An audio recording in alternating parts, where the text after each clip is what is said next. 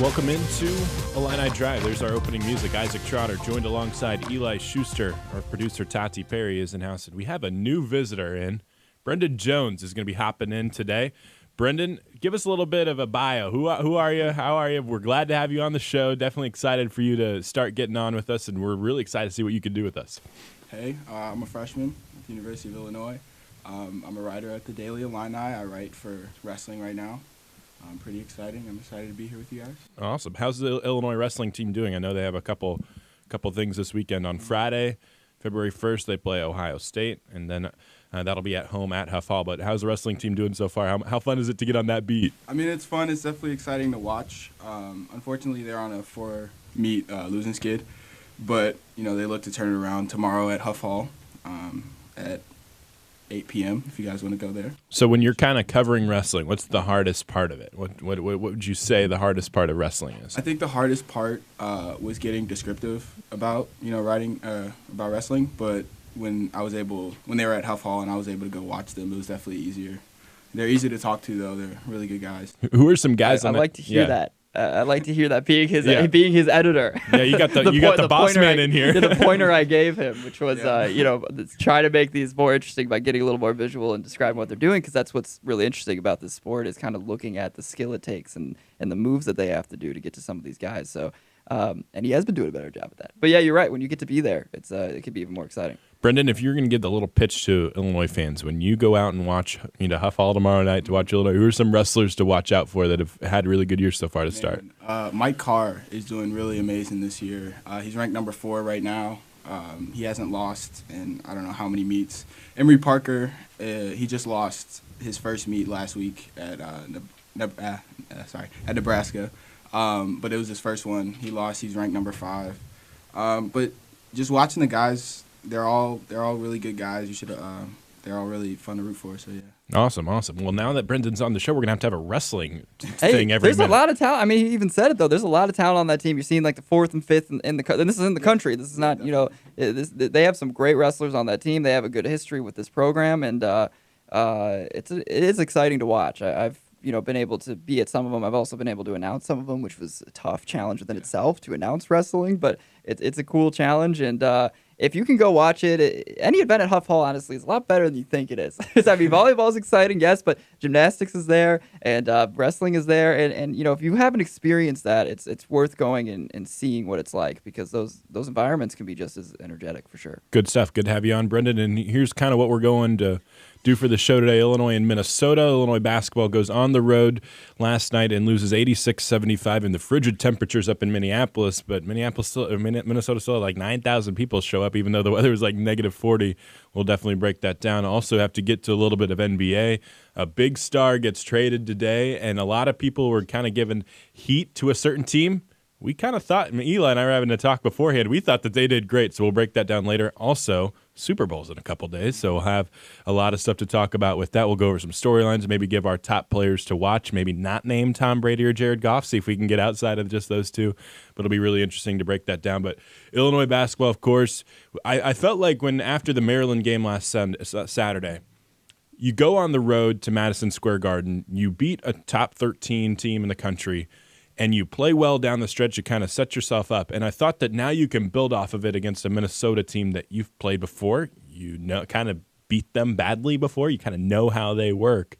But Minnesota kind of blitzes Illinois in the second half, shoots 58% from 2. Jordan Murphy was really, really good. 6 of his 7 field goals were dunks. He finishes with 16 points and 10 rebounds. Amir Coffey, who Illinois shut down, they played in Champaign 2 weeks ago. Well, he got going last night and had 18 points.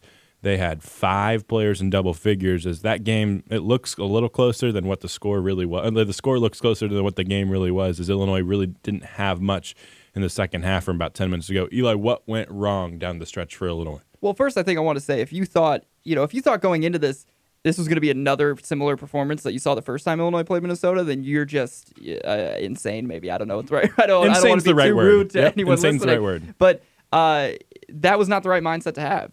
Going into this Minnesota game, the first one was, I'm not going to call it a fluke. That we've seen instances where this team can really get it together and click. But the first matchup was surprising. It was shocking to see them pull that off. Minnesota, 1, is too good of a team to let that happen again. And 2, too good of a team to let that happen again at home. And they do. The reason that matchup was so unintriguing for Illinois going into it was because they had guys like Jordan Murphy, because they have guys like Amir Coffey. They have these guys with sheer size and athleticism that can rebound and that can, eat up the mid-range area and kill you in that area. And that's what Illinois can struggle with because, yes, Georgia Bashanishvili's been really good this year, but they don't have that insane size inside. So in terms of your question of what went wrong, that's what went wrong, is the ability to not have that inside presence, right? Georgia Bashanishvili was kind of a non-factor through most of the game, where in the first game against Minnesota, he played really well. It's a situation where Minnesota was going to win that game. If they keep playing this game, Minnesota wins more often than not. They do things really well that Illinois can't handle, and you saw this time finally the size get to Illinois, and also yes, they shot really well in the second half. That's important, but it's more the size thing for me. This team's too athletic to lose like that again. Well, one thing that I thought that was encouraging throughout Big Ten play was Illinois' ability to guard. And you kind of throw the Iowa game out because when a team hits 17, 18, 19 threes, that just is kind of how it was just their night. And so I kind of threw that game out. But Illinois defensively throughout Big Ten play has been above average and honestly pretty good at times. You saw the stretches against Northwestern, Indiana. The first time against Minnesota was all very solid. Even Michigan, they played pretty good defense. But last night was just atrocious, and Georgia Bashanishvili was out of position multiple times, able to get easy dunks. I thought Trent Frazier and Andres Feliz were bullied at multiple times by Isaiah Washington, who went off for a career-high 12 points, also had 4 assists too. Brendan, when you see this Illinois defense, it was kind of uncharacteristic for what we saw in Big Ten play. Was that concerning for you as well? I mean, yeah, it's definitely concerning. You see, Io's such a good defensive player, I see. And when he lets Coffey go for 18 points in the last game, he only scored 9, I believe. It's definitely concerning. I think Illinois is not going to win just on their offensive talent. And, they're so good at creating turnovers. And I think the biggest thing that they need to focus on is just capitalizing off those turnovers and making sure that they can turn it around and score. Well, for a team that like Minnesota, who doesn't really have a natural point guard, I thought that turnovers would be a really big key. And this is the first time in 21 games that Illinois hasn't forced more than 10 turnovers, so double-digit turnovers. That was a big factor to it, but it felt like the wing pressure too. No one was in the passing lanes outside of Tevy and Jones. And Eli, when you see this Illinois team and you know that you're going to have to turn people over because you're not going to be able to protect the rim, how do you get that back? How do you try to fix what went wrong yesterday and get that back in the future? Because there's some winnable games here down the stretch for Illinois. Absolutely, but I think especially what I tweeted after the game last night is really consistent with how I think the rest of the season is going to go, which is saying this is going to be very up and down into the season. You're going to have games like this, right, where offensively they were pretty good in the first half. They were explosive. They were leading, at halftime, which is key for them. And but then they have defensive struggles, and we thought, yeah, maybe they've been above average during the year. But what exactly Minnesota does offensively should get to them more often. And I will say, too, I think in that first game, something that we saw was more of Minnesota feeling out of place and feeling uncomfortable and not knowing schematically how to handle Illinois. And in this game, it's, all right, we played you once, now we know. And what do we know? It's to just give the ball to Jordan Murphy inside. Just look inside, and we'll be able to dominate you there. And so I think that I give a lot of credit to really Pitino and what they were able to do in terms of flip the script and say, okay, I feel like the first time we were not playing Minnesota basketball. And now this time, that's what we were doing. So if you're Illinois, though, how you clean that up moving forward, I think you stick to what you have been doing because it's been working for the most part. You've competed against some of these teams for the most part. Yeah, this game was a fluke. I think you just need to make sure that, especially your guard play, I think we didn't see as much of a press coverage as we would like to see in those other games. We saw Felice was really right on guys. Trent was right on players. Same thing with Io. We didn't see that as much this time around, and we saw guys be able to drive in a lot easier than normal. We definitely don't want to stay negative the whole time, and Trent Frazier absolutely went off. 30 points, his second 30-point performance of his career, 5 of 9 from behind the arc. But one thing that I even loved more is he was 5 of 5 from two-point range. So that was really big for him, for a guy who's kind of struggled sometimes to finish at the rim. But again, Brendan, it feels like another wasted opportunity because we saw this kind of version of Trent Frazier going off against Missouri. We saw it against Gonzaga. We saw it against Ohio State. And Illinois 0-3 in all those games, where Trent puts on these Superman performances and finally gets his groove back, and Twitter's kind of exploding like, Trent's back. And then you can't really build off that and kind of capitalize off of Trent Frazier being the best player on the floor last night. Right. Yeah, I think the way that they have to, fix that is by having other people shoot better. Io 3 for 9, Williams 0 for 3, Jordan 1 for 7. Like, if one person goes off for 30 and nobody else is efficient on the floor, it's really not going to go well. And yeah, I think you bring up a good point there because Aaron Jordan and DeMonte Williams combined for 39 minutes last night. They made one shot. They're 1 of 10 from the field. And we talk about Tevian Jones getting more run, and he got 20 minutes of playing time last night. He didn't shoot all that well, 0 for 3 from three-point land, but he still finished with 10 points, had a couple steals, had 3 rebounds, dished out an assist. You see Alan Griffin come off the bench and knock down that one mid-range jumper. When your wings, Eli, are combining to go 1 of 10 from the field, you're scoring 5 points combined, you're getting manhandled on the boards, and Aaron Jordan's committing 4 fouls, that begs the reason that Tevian needed more playing time even than the 20 minutes last night. It even begs the reason that Alan Griffin starts to need to take a little bit more of DeMonte Williams' minutes as DeMonte's had struggles of game over game where I think he's shooting 30% from 3 this year, and he's scored in double figures twice out of 21 games. It's just not going to cut it if you're going to want to start for a Power 5 basketball team. I mean, it's continuing the trend of what we've said, I think, multiple times, which is Tevian Jones should be Tevian Jones and Alan Griffin should both be playing earlier in the games. The one thing and longer in the games. What I will say is I was happy to see Tevian Jones check in first yesterday. That was encouraging. That's exactly what we talked about on the show, and something I wanted to see Underwood do is make sure that he's coming in first. And then you saw Alan Griffin check in not too far after. That's what needs to happen. But now, with that being said, you need to keep him in the game longer. The wing area, especially with the way Kipper's playing this season, it's been a non-existent factor for you for a lot of the year. And so with that being said, you need to go to these younger guys and you just need to stick with them. It's the same philosophy that we've said over and over again of, if you have 5 wins, you have 6 wins, whatever, whenever it was on the spectrum of how many wins they had. Sure. We always said, you only have this many wins at this point in the season. It's time to just make sure you're playing young guys.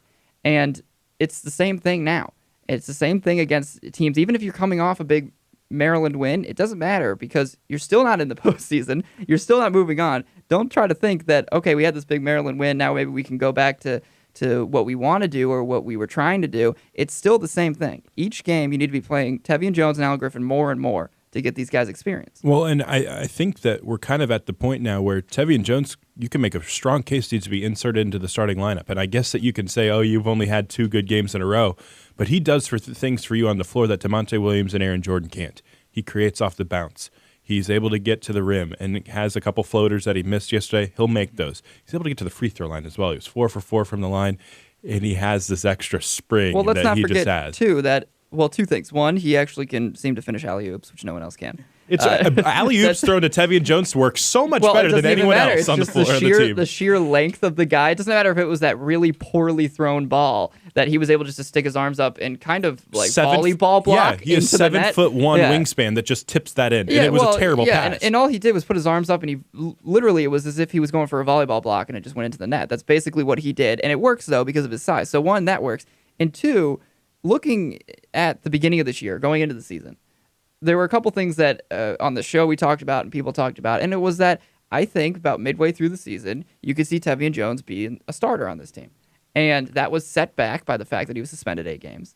But now you're starting to see the reason why that was a conversation and why that should have been a conversation. Because I think that, for me, I've said on the show now a couple of times, I don't think we're going to see it for the next couple of games. I just think that, the way Brad Underwood works and what he likes is, he wants DeMonte in there, and he wants, to have that position maybe be a position of seniority in a sense. That's why we're going to see Despite Aaron Jordan. DeMonte's a sophomore. Exactly, but the seniority as much as you can have on this team, and that's why we see Aaron Jordan get starts as well on this team. So I think we're going to continue to see Tevian be the first off the bench, 3 minutes into the game, whatever it is. But I think that position is one that you can consider fine. Do we put Tevian in? And then later in the season, as you continue to not win very often or you're losing some games, maybe we mix it up and throw Alan Griffin in there for a little bit. And that's a good point because I do think that there's going to be a stretch later in the season where Brad realizes, okay, we have 5 games left. We're 9 and 18. Mm-hmm.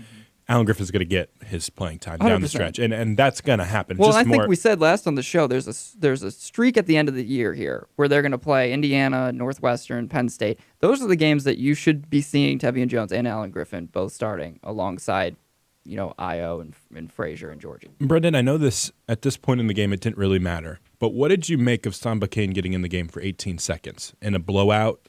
He goes down on one end, gets called for a foul, and immediately gets pulled out for Samson Olameji, who's a walk-on. What'd you make of that? I mean, I just don't understand it. Samba, he gets such little playing time, and this game with like 12 minutes left, we knew that it was going to get out of hand, and the fact that he doesn't even get a full minute when he could go out there and develop, because he's going to be in this program for a longer time, and he needs to develop at some point. So I don't understand only the 18 seconds. You get called for a foul in a blowout, and then okay, now your time's up. It just doesn't make sense to me. So he goes to Iowa on the road and gives you 4 points and 3 blocks. Kind of one of his best performances of the season. I think the UNLV game was probably his overall best game, where he had 8 points in 16 minutes. But since that time at Iowa, where he has 4 points and 3 blocks, he's played 2 minutes in the next 3 games combined. What do you make of that, Eli? I know that on this show, we're staunch Samba Kane supporters. And Adonis De La Rosa has played well over the last couple games. I get why he's playing. But at some point, sitting on the bench can only help you so much. Well, I mean, I'm going to be honest. I think that something else is going on that we don't know about. I think that's, at the end of the day, that's what's going on. I think that there's, we talk about all the time practice, but, I don't know. There's definitely something going on behind the scenes that's leading to the fact that he's not getting this playing time. I don't know if it's practice oriented. I don't know if it's personal oriented. I don't know what it is. Just life oriented, showing up on time, doing the things I think that you need to do. we saw he was late earlier this season and he was Right. suspended for a game. I know we shouldn't take that. We shouldn't take that and run with it and say maybe that's happening more often. But I think this is a situation where there is something else going on behind the scenes, and he's not getting on the court because of that. And if he is, the only past couple times we've seen him, it's been a minute, or it's been towards the end of the game when you just kind of need another body in there because you're trying to avoid, a foul or whatever it is. So I don't know. I think that it'll be interesting to see, coming up in these next few games, how often we see him. I still am a strong believer that he should be getting more playing time.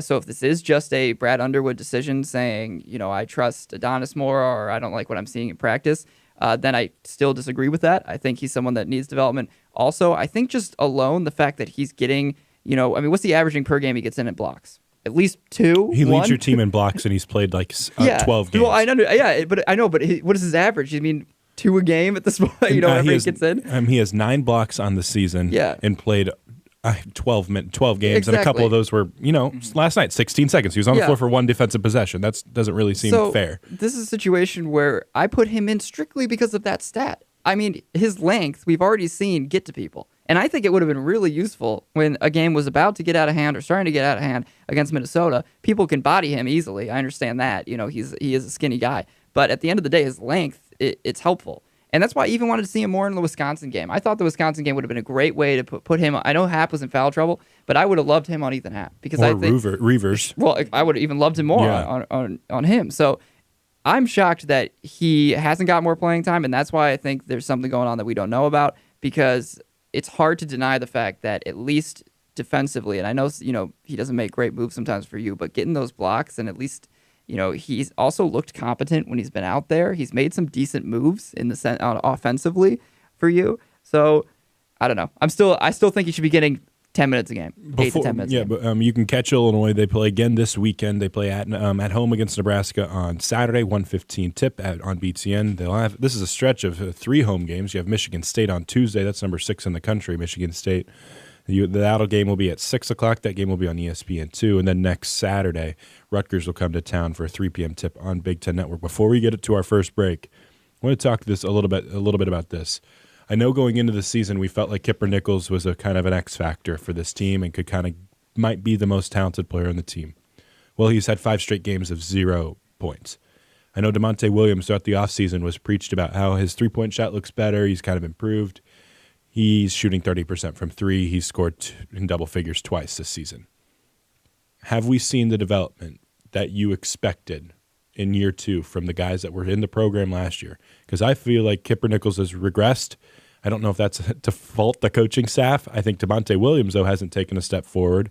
Trent Frazier has regressed a little bit as well, too. So you can why is this? Is that a sentiment that I'm alone in thinking?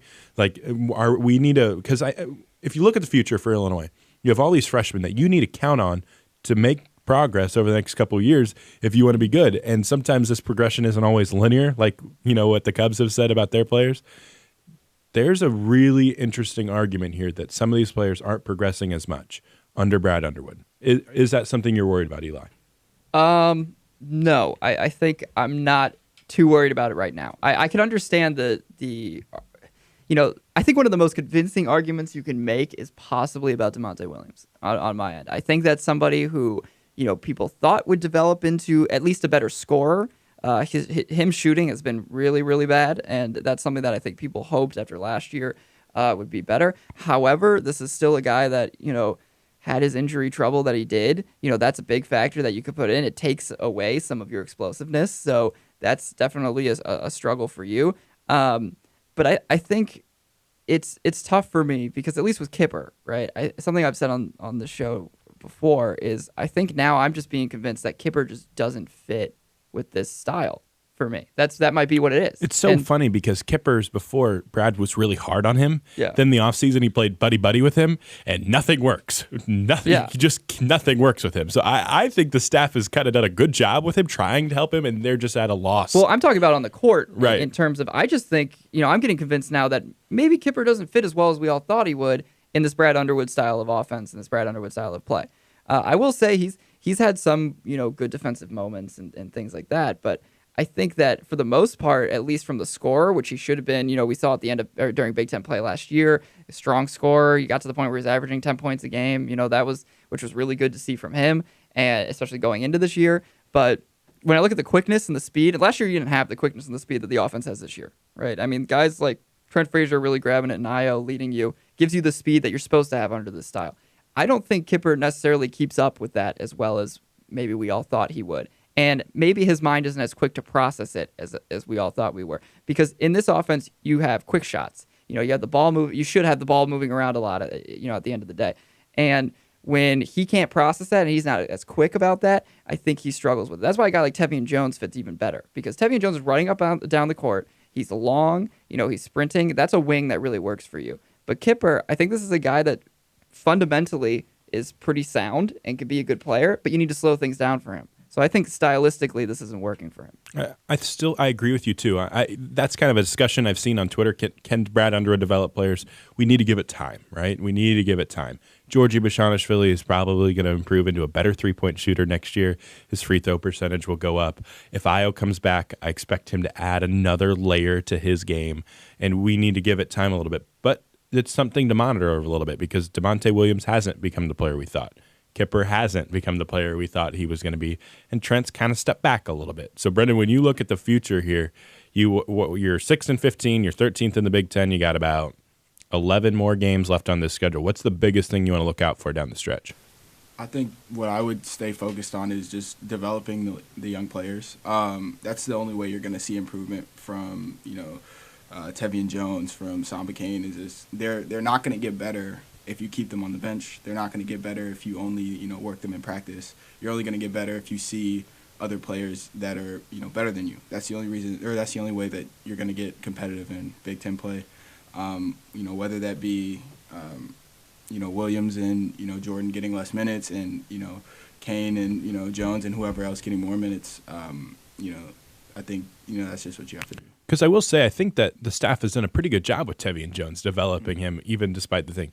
They've done a great job with Aaron Jordan. I mean, that was a kid who wasn't even in the rotation with John Gross, turns into a junkyard dog who can hit a couple threes for you in non-conference play. I also think Georgie has been awesome we've seen example. I think Georgie's been a great example. We've seen it in season even. You see the development that he can have. The last thing, though, I'll say about this idea of, some people say, oh, it's good to sit on, the bench, or the idea of even redshirt years, right? A redshirt year and sitting on the bench doesn't do a whole lot for you when the guys playing in front of you aren't very good.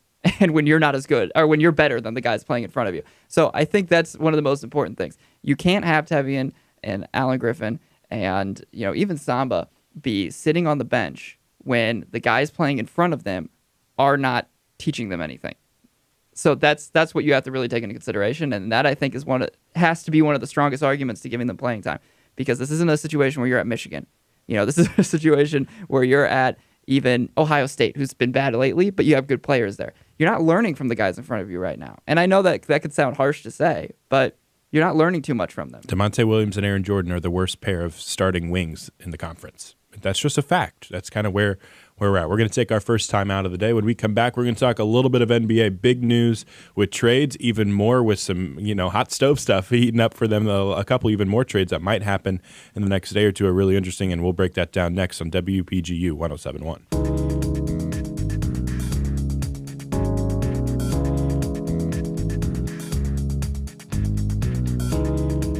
Welcome back to Illini Drive. Isaac Trotter joined alongside Eli Schuster, Brendan Jones, and our producer, Tati Perry. Tati, how you doing? Cold. Tired of this weather. Tati is not in a great mood today. Yeah, Tati doesn't want to hear it. Her car was not jumped not once, but twice today. Tati, what's your mental state on the car issue right now? Are you good, or are you still in anguish? Furious. Just absolutely furious. But, it's okay. I'm gonna crawl into my bed and pretend today didn't happen, and we're going to try again tomorrow. So when you have a bad day, what's your go-to thing to do when you get home at night? Where you have a go-to show, go-to food to eat? What is it? A hot beverage, usually like apple cider. We always have apple cider in our fridge. I don't know why that's the thing we have. Good choice. But we do. Apple cider and my GameCube. Nice. There you go. Love it. There I'm you all go. about that. If you missed some of the news today, Missouri football, softball, and baseball were hit with some NCAA infractions. Missouri football has been hit with a postseason ban for the 2019-2020 season, as well as a 5% reduction in scholarships and other penalties after the NCAA ruled a former tutor at the school violated NCAA ethical conduct, academic misconduct, and academic extra benefits rules by completing academic homework for 12 student athletes at the school. Baseball and softball will also miss they're not going to be eligible to play in the postseason this year, this 2018-2019 season. So kind of big news out of there. Missouri is appealing the whole process. That appeal process could take 4 or 5 months. Their athletic director believes that they will be able to get that overruled, but very interesting news out of Columbia. Also, the NBA, I know this is NFL week. We're supposed to be talking about the Super Bowl, but the NBA has done a great job of stealing all of the NFL's headlines. First with the Anthony Davis trade talks, and on Tuesday we're talking about which teams would make a lot of sense. Eli and I both were saying the Dallas Mavericks should trade for Anthony Davis, and they should trade this package. The Dallas Mavericks almost listened to us exactly. Eli, you had a trade lined up that was perfect, except they, instead of trading for Anthony Davis, they trade for Kristaps Porzingis, the New York Knicks star center. They agreed to the trade today, this afternoon. Tim Hardaway Jr., Courtney Lee, and Trey Burke will head to the Dallas Mavericks in exchange for Dennis Smith Jr., DeAndre Jordan, Wesley Matthews, and 2 future first-round picks. That's according to ESPN's Adrian Wojnarowski. Heck of a day, heck of a move for Dallas. Luka and Kristaps, that signed me up. That's going to be so much fun to watch. If it all plans out and if Kristaps is healthy, that's a great get for Dallas. I think I'm really excited about it, but I will say, actually, before I even say anything, we actually have someone listening in London today, and I need to say hi. My girlfriend's listening in London. This is going to be sappy for a second, but I was shocked when she told me that she's listening all the way from London. So guess what? Hi. How you doing? Thanks for listening. That was seriously the most cringy thing I've heard ever. This is probably our first international listener we've ever had on Illini Drive. So, wow. How about that, right? Appreciate you, Maddie. For tuning in and listening to us. So kind. All the way across the country. What if we actually have what if we have a really good following in London that we didn't know about? That'd be awesome. Maybe she can hook us up with more people out there to listen to us. Maybe she's walking down the street and people are like, "Did you hear what Isaac Trotter said today on Illini Drive?" Yeah, something weird that he said. Yeah. Okay. Anyway, NBA. And I'm sure they're following it just as much as we are. They care a lot about Kristaps Porzingis. I'm sure they really care about Kristaps. They seriously do. Kristaps Porzingis, this trade, I think this trade is more important for the Knicks than I find it for the Mavs. And the reason I say that is because I think this is probably the smartest move, or could be the smartest move the Knicks have made in quite some time. 100% agreed. Yeah, I mean, this is a situation where I think Porzingis, obviously we learned today he wasn't happy. He wasn't happy before today. So just to believe that he was going to be out of there eventually, it was the right move getting rid of him. I also think that if you're the Knicks, you're getting back Dennis Smith Jr., who I think is a really solid young player and a guy that you can build on along with Kevin Knox and Alonzo Trier. You keep those 2 young guys, which is really nice. DeAndre Jordan doesn't hurt you to have. You get rid of Tim Hardaway Jr.'s contract and all this, which is great because you gave him a lot of money. 4 years, $76 million. Yeah, you gave him too much money. And really what you're doing here is you're clearing some cap space for yourself because have been in the discussion, and rightfully so, for Kevin Durant and Kyrie Irving at the end of this season, during this offseason. You want to get one of those guys. So I think that I've always thought they legitimately have a chance for KD. Also, Kyrie's always talked about how he's wanted to go play with KD. So, maybe I doubt they grab both, but they could be in the running. New York City, I don't care if this is a team that hasn't been, good technically or to the finals since the 70s. It's Madison Square Garden. You're in New York. It's the Mecca. Yeah. This is, you're still one of the most appealing franchises in all of basketball. And you're going to be in the running for guys, but you needed the money and you needed the space, and you have that now. So I love it for them. And they also have a draft pick, too, and has a chance to get either a Zion Williamson and R.J. Barrett. And you look at a team, Brendan, that could have Kevin Durant, Kyrie Irving, Kevin Knox, Dennis Smith Jr., Alonzo Trier. Oh, and then you add R.J. Barrett to the mix. That's a really, really interesting team that could make a run in the Eastern Conference. Yeah, I mean, it's definitely interesting. I'm not going to say anything too soon because it is the Knicks. For sure. That's a great point. But I would not be surprised if free agency goes their way and the draft goes their way, that they're a top 4 team in the East next year. Like, it's definitely for sure. Like, I don't know. It's scary.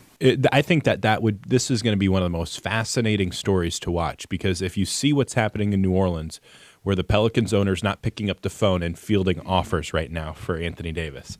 And if he wants to drag that out and we get into the summer and the Knicks go do their thing and Boston loses out on Kyrie, you could see Danny Ainge make a huge push for Anthony Davis. I think he's going to do that regardless anyway. So you could have the Celtics add Anthony Davis. You could have the Knicks add Kevin Durant and Kyrie Irving. Jimmy Butler is still a free agent that he could go to LA, or he could go to, if Kyrie decides to stay in Boston, Jimmy Butler could easily go to New York alongside Kevin Durant. Like, this is a fascinating time for the NBA. I think this is great for the league, especially during Super Bowl week, to dominate the headlines. I think that to look at this from Dallas's perspective, this trade, obviously, it's still very good for them. I just think that the Knicks are getting too much slack for making this move. A lot of them are kind of hating on the franchise for, I think, no reason, because I do think this is one of the smarter trades that they've made. With that being said, it still is great for the Mavericks. I mean, this is a team that's obviously on the rise. They weren't getting. It's not like DeAndre Jordan or Wesley Matthews or Dennis Smith were doing a whole lot for you. They were thinking, okay, maybe if we can get Dennis Smith Jr. and Luka Doncic to play together, that would be great. But we kind of always knew that wasn't going to mesh up too well. So, getting Porzingis, that is going to work for you. I mean, you're going to have Doncic and Porzingis, who are two stars in this league. And, Luka Doncic is going to become a superstar in this league, I think. And having that is going to put you in a great direction to not only be better next year, but also, be appealing to some guys in free agency. Extremely appealing. Say, hey, why don't you come here? Because look at these two guys we have. Plus, Dallas is a great city. Plus, there's no luxury tax out there, so you're going to save a little bit more money if you're out there. It's a great. I think this trade is very much of an equal value trade for both sides. I think so too. For the Knicks, who are trying to come back to relevance, and I think they saw where they were at right now, especially when you have Knox, who you kind of want to be your future, big man star. Yeah, that you think player. He can be a star? I think so too. Yeah. I think he's been playing really well. And you say, okay, were we really going to be able to have Porzingis and Knox, have that work out? Probably not. Trier's been really solid for you.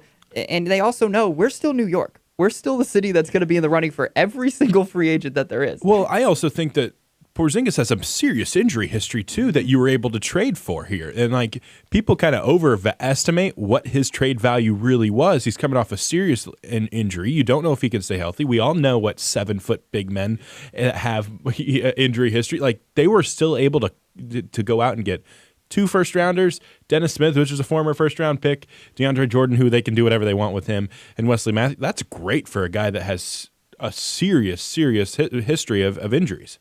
Yeah, and I think what we heard too was the Knicks are going to probably buy out Wesley Matthews' expiring contract, let him Makes go, sense. Let him walk. This season's really just becoming we're good. This is a kind of fast, sped up rebuild in a way where we've got another young piece in Dennis Smith Jr., which is going to be really solid for us, and we're speeding things up. DeAndre Jordan again is always a fine piece to add to your team, but you're speeding up your rebuilding process here a little bit, and that you're going to have a high draft pick, so that's it's a very smart move.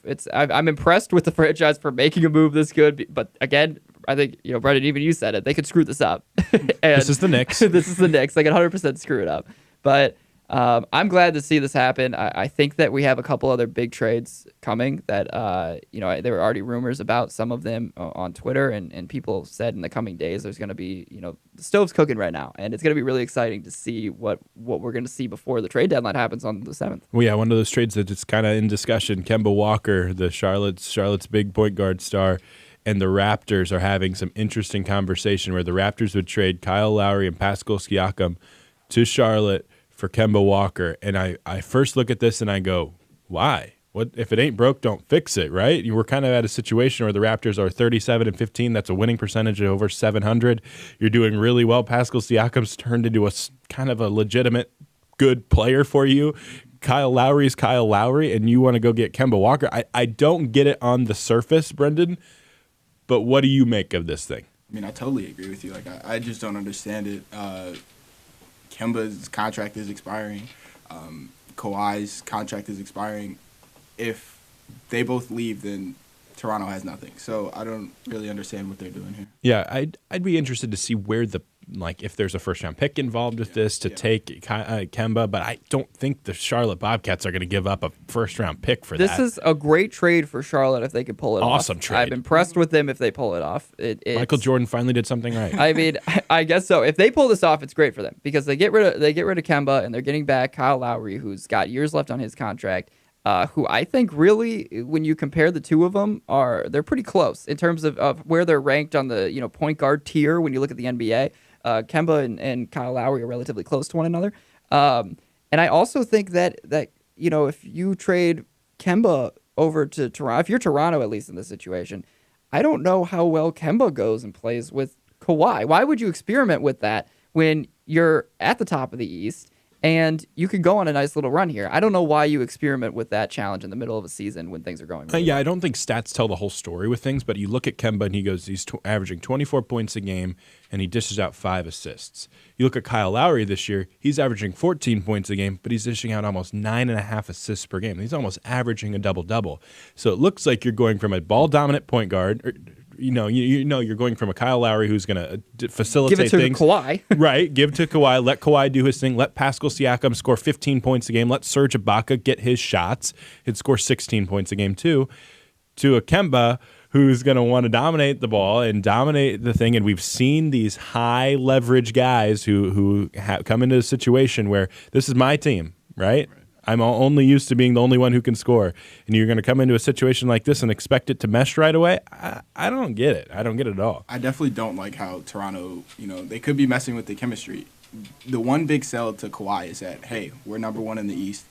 We can get you championships, or at least we can compete for one.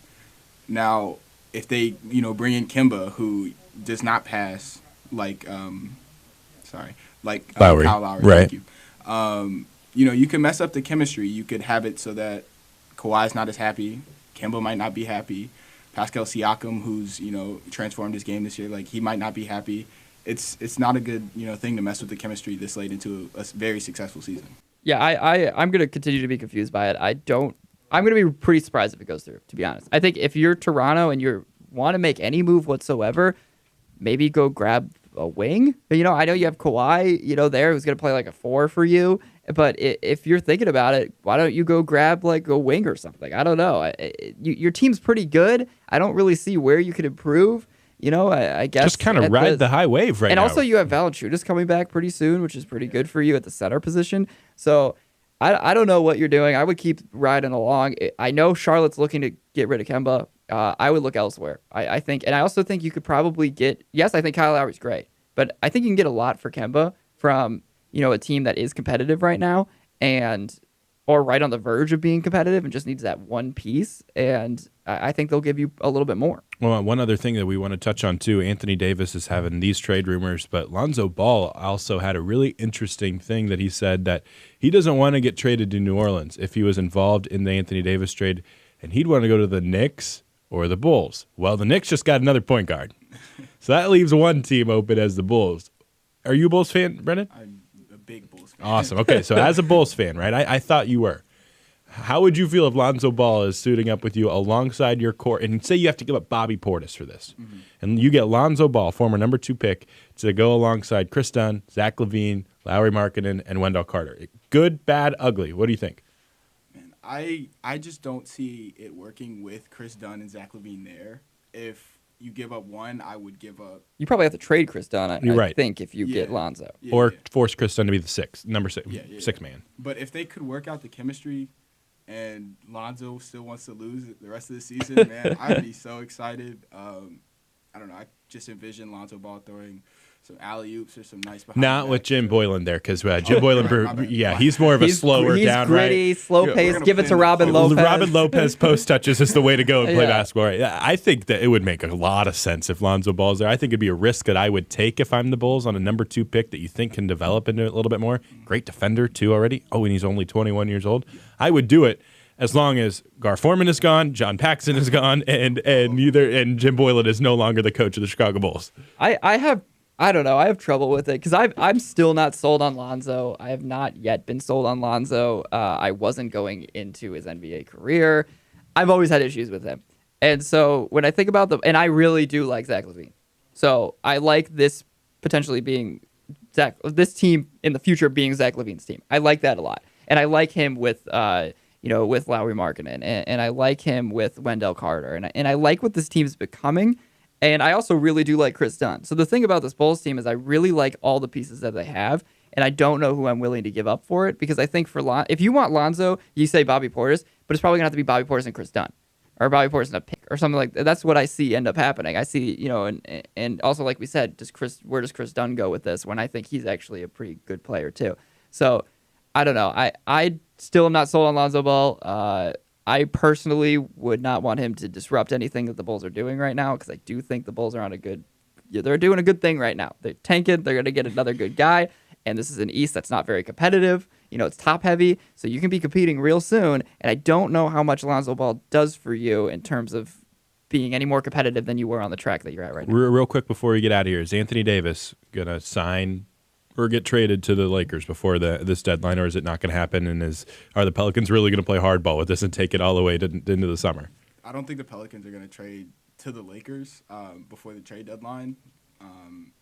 I just don't. You don't think so? What about you, Eli? Well, what was the rumors? I thought that's been shut down now officially or something. Yeah. That's not happening. The Lakers are not making the trade. I heard that they had another conversation today about it. Okay, maybe they have. I've heard back and forth, but I heard it. Yeah, I thought I heard rumors saying that it's not happening and we shouldn't expect it to happen. But either way, I don't know. I can see it making sense from the Pelicans, because you could say, we can grab like 3 young stars, for this. But if I'm the Lakers, I probably don't do it, because that's very win now heavy for me. I understand Anthony Davis is young and you're going to sign him for a while, but you're going to get rid of basically all your young guys, and then you have Davis and LeBron, and then you're going to be stuck with all those guys that you thought you could use as trade pieces, which were Rondo JaVale McGee, Lance Stevenson, who you thought, these are the guys we'll trade with their 1-year contracts that are expiring to competitive teams. No, you're going to be stuck with those guys now. So I wouldn't do it if I'm the Lakers, to be honest. I don't think I would touch it, and who knows? But I'll be very curious to see where he goes.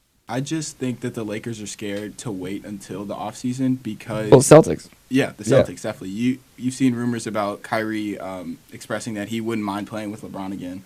And, waiting until the summer would mean that the Celtics can make a move at Anthony Davis, and Kyrie Irving wants to play with everybody wants to play with Anthony Davis. Because Boston could do a better offer, right, than LA. They just can't right now. So I don't think the Lakers... I think that's their only incentive in trying to make it happen before the deadline. Yeah.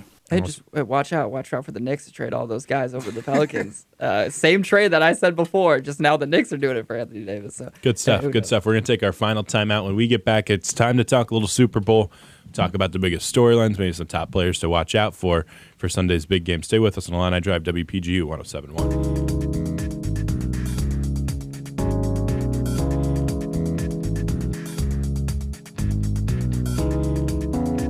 Welcome back to Illini Drive. Isaac Trotter joined alongside Brendan Jones, Eli Schuster. Thank you. And our producer, Tati Perry. Tati, are you in a better mood now after you talking about what you're going to do after this, seeing that your car is giving you trouble? Just don't get a car. Walk everywhere. Do something else. Cars aren't worth it. Live in a city. Yeah, Use live in a public city. transportation. That's our That was ad my for original cars. plan. Was to live in a city and just never get my license. But my dad said it was irresponsibly 20 without a license. So then I had to get one. So This is actually our public transportation ad. We've been sponsored by. Yeah, by the way, if you want to get tickets to the February 2nd game of Illinois and Nebraska, stop by the office of 707. 707 is a new luxury student housing development near campus, 707 South 4th Street, Champaign. Winners will receive 1 pair of tickets and 1 parking pass to the game. It's free. It's easy. All you got to do is visit the office. So, Brendan. That's a real ad. That was the real ad. not and you know public what's good about transportation. 707? It's like 2 blocks from a bus stop. There you go. Public transportation. It all connects. Before we get out of here, it's time to talk a little bit of the Super Bowl. I will admit, boys, I didn't really love this matchup. It was the matchup that I didn't want, Rams and Patriots. But there are some intriguing storylines. There's not a ton of them, but there's a few. And one that I'm kind of looking out for is you have the old defensive genius and Bill Belichick, who's always going to have something different. And then you have the young offensive innovator and Sean McVay, who's going to probably find something interesting to do. I love how, I'm going to get real geeky here, but the Rams always run the same formation, except they do different things every single time, whether that's handing the ball off to the running back, handing the ball off to the wide receiver on a jet sweep, play action pass out of it. They just do so many different things out of the same look. And then the Patriots feel like they come up with a completely different game plan and a defense that they've never run all season long for one game. So that kind of chess match will be interesting. But Brendan, you look at this game, is there any interesting storyline that you're kind of breaking down, you're kind of excited to watch for on Sunday? I think that C.J. Anderson one. You're a big Mike Tolbert guy, huh? I'm excited to see what he can do. He's been pretty good the last few weeks, and I think. Sorry, I'm blanking on the other running back. Todd Todd Gurley. Gurley. Gurley. Goodness, I'm sorry. He's been a little banged up, so I'm excited to see what C.J. Anderson can do. C.J. Anderson, that's a rags to riches story there. Cut a couple times, barely playing. Oh, and now latches on with the Rams and actually has a really, really great postseason play leading them to the Super Bowl. I like that one. What about you, Eli? What's the biggest storyline that you're watching out for? It's How tough. the Patriots will get rigged to win, maybe? No, not saying that they're going to get rigged to win. I just think the NFL might be like, the Rams might not. They probably shouldn't win this, so they're going to give it to the Patriots. But I don't know. I think there's a couple really intriguing storylines. I'm very interested in the wide receiver play from both of these teams in this game. I'm going to be curious to see what wide receivers step up. I think this could be a big Julian Edelman game because we saw him, really come up big at the end of that last game for Brady, and I think he's going to want to continue connecting with him. But I'm curious in terms of, and I don't know if we're going to do, a guy to watch or whatever for this game, but I'm really curious on the storyline of this Rams offense and this Rams throwing attack, because Jared Goff has to have a really good game to compete in this. And I think that there has to be a couple of receivers that really step up to help him out. And so I don't see this, I think that the Patriots know what they're going to get from Brandon Cooks. They have had him before on the team. They understand. Brandon Cooks' revenge game. Yeah, I don't see it being a revenge game. I think they know what they're going to get from him. I also think that they're going to cover up tightly on Robert Woods because that's what they expect. He's so great. I see this being a big Josh Reynolds game, possibly. I think that's my guy to watch in this game. I think that he's somebody that can really help out this offense. He's a receiver that I think is kind of waiting to break out. There seems to be every year somebody in the Super Bowl on the offensive end that breaks out and finally puts up those big numbers. So, Reynolds has been good in the absence of Cooper Kupp, and I think that he's somebody that I can see really making a push in this game and coming up big and being a good red zone target. So I'm excited to watch him, and I'm excited to see what this Rams offense does through the air because we know what they can do on the ground. So, Brendan, your guy to watch was C.J. Anderson, right? Mm-hmm. Okay, so then yours is who? Josh Reynolds? Yes. Okay, so here's the thing. Who I think I'm going with Trey Flowers, the defensive end for New England, because that's a kid who really hadn't had a great year and then kind of gets in the playoffs and plays really well. He had a couple big-time sacks in big-time situations against Patrick Mahomes in the AFC Championship game. He's played very well against the Chargers as well, was all over Phillip Rivers. That's the guy to watch there because when he is on, and he's a big dude, but he is so lightning fast, I think the Patriots are really going to dial up a lot of blitzes on Jared Goff. Belichick loves to blitz young quarterbacks and see if they can get them into making mistakes. And I think that's kind of the one guy that I should be watching for. Before we get out of here, though, we need our predictions. And you better be right, Brendan. On your first time of the show, you better get this one right. Who you got in this one? I mean, as much as I would love to see the Rams beat Tom Brady, I think we all understand it's not going to happen. Good. I like this. Patriots. Okay, so Brendan, you are, I don't know if you know this, but the top 9 bets in Vegas, like most expensive bets, are all on the Patriots. So the big money people agree with you as well. Eli, are you going to buck the trend and pick the Rams, or are you going Patriots as well? No, I'm going to go Patriots. I think, again, personally would love if the Rams would win. But I'm going to say that this is the Patriots game. Part of me thinks it's going to be boring, but for the fun of it, I'll say that it's going to be relatively close. I'll say that this will be a 32 to 24 game. So a game-winning touchdown right at the very end? Maybe. Who knows? I think it'll be like a 32 to 24 for a while. And then in the fourth, and then you'll think each time that, oh, maybe there's going to be a tie. This is it. Maybe there's going to be a tie. And then Jared Goff will throw an interception, and that'll be it. Tati, what you got for this game? I don't want to have to say it out loud, but unfortunately, the Patriots. Okay. Said it out loud. I know, it's sad. Today's just not been my day, man. Have to pick the Patriots on air. Ugh, it's terrible, but unfortunately, they're going to win. And I agree with Eli. I think it's going to be a boring game, but I disagree that it's going to be close. Like, it's going to be boring. It's going to be like a 28 to 10 game. Yes, actually, something like that. And I just think the most exciting part of the game is Maroon 5 at halftime. probably not. Not in Atlanta.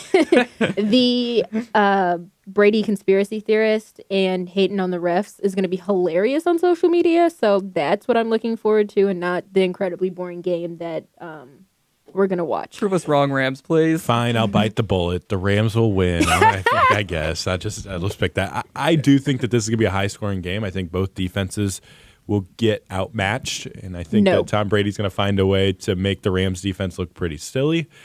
I think that the New England's not going to be able to stop the run very well against a Rams team. So I guess I'll pick the Rams. I have it with literally zero confidence, but that's where I'm at. And we'll come back on Tuesday and see what we've done. Brendan, great to have you on the show. Thanks, man. Thank you guys so much. Awesome. Brendan Jones, Eli Schuster, big thanks to you. Tati Perry, of course, the woman behind the board doing everything to keep us on the air. I'm Isaac Trotter. You're listening to Illini Drive on WPGU 107.1.